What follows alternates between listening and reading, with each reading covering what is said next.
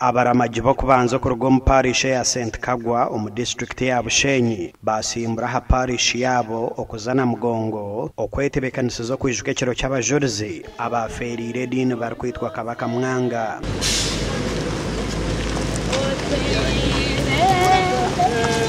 Nawe ico nyogo n'umwaka gwa 14 webembera abaramaji iki nabanimba gambira batwaze kurunjo umuryaba abasiya babarundane bagende kurunjo babasyeje then ito group ya kabiri ryo ndije biro abana babiri tubashangiyo twatanise nabo umushabiri hangari tujya Uganda abandi yabo nahurira kandi nganda nangantije cyangwa muri Kagwa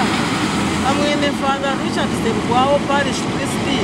hamwe n'izina rya Andrea Kagwa kaparish yanyu yeterwa Kagwa chimagana amaparish ngaramaga imusetwa ko mutakarama bamwe habatandikira kuramaga mu parish ya St Kagwa basima mukama Ruhanga okureba ngwe nambe gumirene yongera okuruga habaramaji mukaga batandikira kuramaga bakahika 50 ukwiciriza ukunyene abo kweshasha ngunyefubire umushaba kwanje wabana ushaba no kamwe kwesasa uyo bawe nico kwenda uyo kuchituche mukama ntobakwasa bebembere bagendeje basheyo bayeteranye n'abandi bashabe bigendere byabo babitunje ombaramaga harumwe minyeto otireho no w'emyaka 8 kuramaga kwanje nitandika kuramaga abanyeshashu n'umwe unabirenkiza kugenda kurira gwagera gute ndayibambe ukako nakutambize ninzana mugongo ukasanga bagu bazira kwihandiga yekinga kurira go mugongo na mwe shashi abana batekateko ku maresandi biro mu muhanda okwika hakashoza na mugongo ahabirabiro na 5 byo kwezi kwa 5 omwaka ogu omuganda ba Kristo bekerezia ya Chamabare Chamuhongo mu district ya Bushenyi bashabirwa kurekeraho muzego kunywa marwa ogu bahindwire mishega omumaka gabo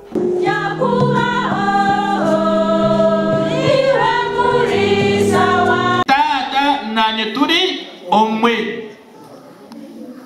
twena tujui omuntu omwe twena turubamwe tari umusiramu tari umukatoliki tari umukristayo twena turichi turi omuntu omwe tweshabire ebigambirwa mu kusima ko mwo mu basiramu bo muzigiti gwa mashonga erukushangwa muri Cyamuhunga arukusimira kwirukangira Chamabare Catholic Church obwe bireneja guza sande yo muri Samurunji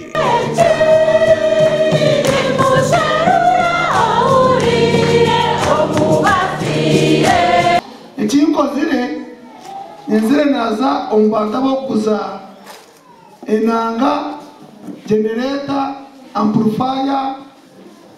na mizindaro byono nabiramuza ebya bintu bikwasire miliyoni 3 n'ecweka